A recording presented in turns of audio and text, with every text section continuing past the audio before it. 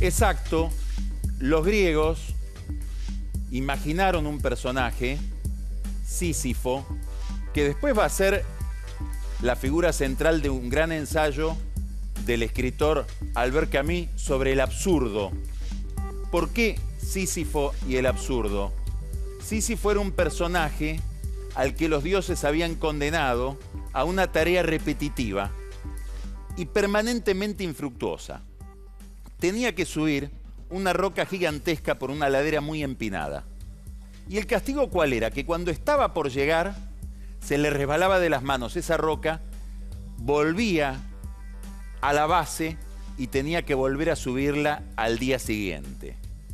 Estaba atrapado Sísifo, esta es la idea, en una repetición constante. Estaba enredado en el mismo problema. No podía salir de esa cuestión, no podía salir de la trampa. Si nosotros miramos la historia argentina en la larga duración, nos vamos muy atrás, nos vamos a la época del Imperio Español, a lo que vulgarmente se llama la colonia. Ya en aquel momento aparecía un problema que arrastramos como la piedra de Sísifo hasta ahora, hasta esta discusión sobre las tarifas. ¿Cuál es ese problema? Es un problema muy elemental, central para cualquier sociedad. No nos podemos poner de acuerdo sobre en qué queremos gastar y mucho menos sobre cómo queremos pagar eso que gastamos. Esto de qué es lo que uno quiere gastar y cómo lo va a solventar, cómo lo va a financiar o a sostener, es lo que vulgarmente se llama un pacto fiscal. La Argentina, desde que nació, tiene enormes dificultades para establecer un pacto fiscal. En parte porque nacimos como sociedad en aquella colonia viviendo de recursos que estaban ahí, que nosotros no generábamos. La Argentina, cuando todavía no era la Argentina, mucho antes de la Revolución de Mayo, 2, 3 siglos antes, vivía ¿de qué? De la minería del Cerro de Potosí. Eso lo extraía el gobierno y el pacto fiscal consistía en pelear todos por esa caja. Esta historia se repitió muchas veces, durante todo el siglo XIX prácticamente, hasta los años 60, 70, la pelea era cómo nos quedamos con los recursos de la aduana. ¿Quién maneja los recursos de la aduana? En los años 40 del siglo XX, hacia finales de los años 40, nuestro país tuvo una posición económica privilegiada. Era acreedor de los países que estaban en guerra, sobre todo de Inglaterra. Es la famosa historia mítica o imagen legendaria de que Perón entró al Banco Central y no podía caminar porque estaba lleno de lingotes de oro. Tal vez quien fuera nuestro máximo historiador, Tulio Alperín Dongui, escribió un ensayo brillante que se llama La larga agonía de la Argentina peronista. No es la larga agonía del peronismo, es la larga agonía de la Argentina peronista. ¿Qué sostiene ahí Alperín? Dice, sobre las bases de esa riqueza extraordinaria, Perón realizó un experimento irrepetible, una gran distribución del ingreso.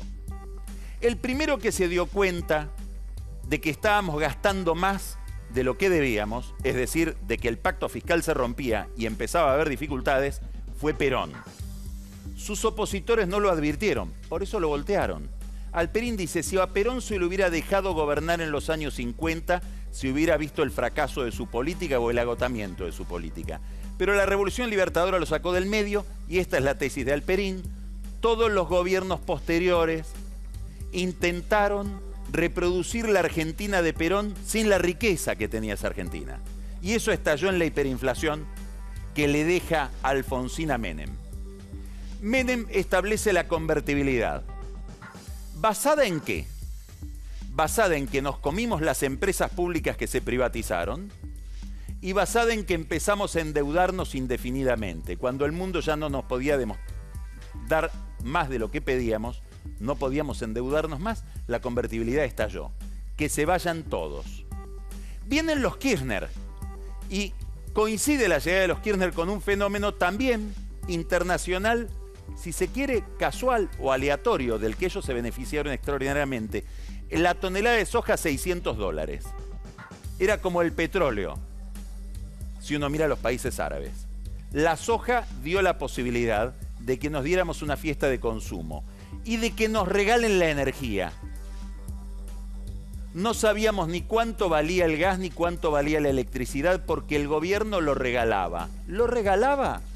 Bueno, nos lo daba muy barato, lo pagábamos por vía de impuestos, porque esos subsidios que cobraban no los pobres, que cobrábamos todos, se pagan por impuestos. Y eso fue haciendo crecer el déficit. Escuche estos números. El déficit que deja Cristina Kirchner, el déficit que alcanza la Argentina alrededor de 2014 era 5 puntos de la riqueza general del país. 5% del producto. La emisión monetaria del central que generaba inflación para financiar ese déficit eran 5 puntos del producto.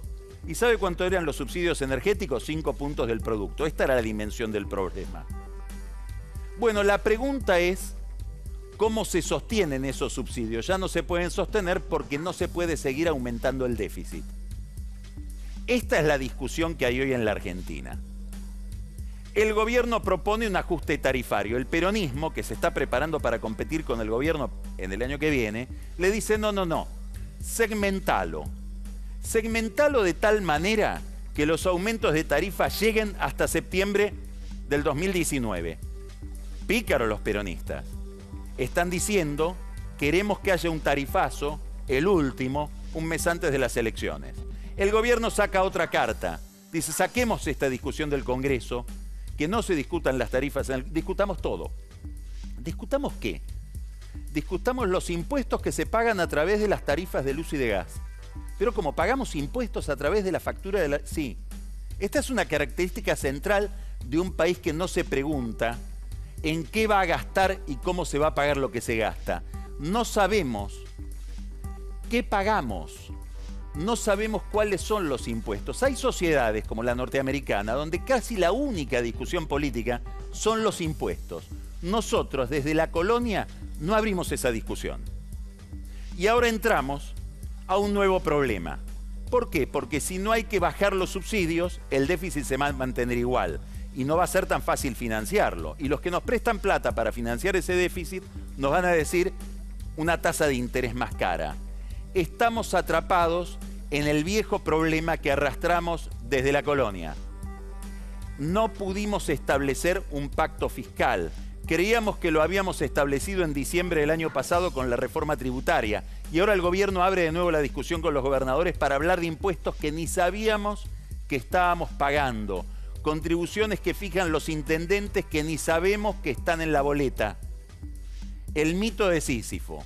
Subimos la piedra y se nos vuelve a caer eternamente.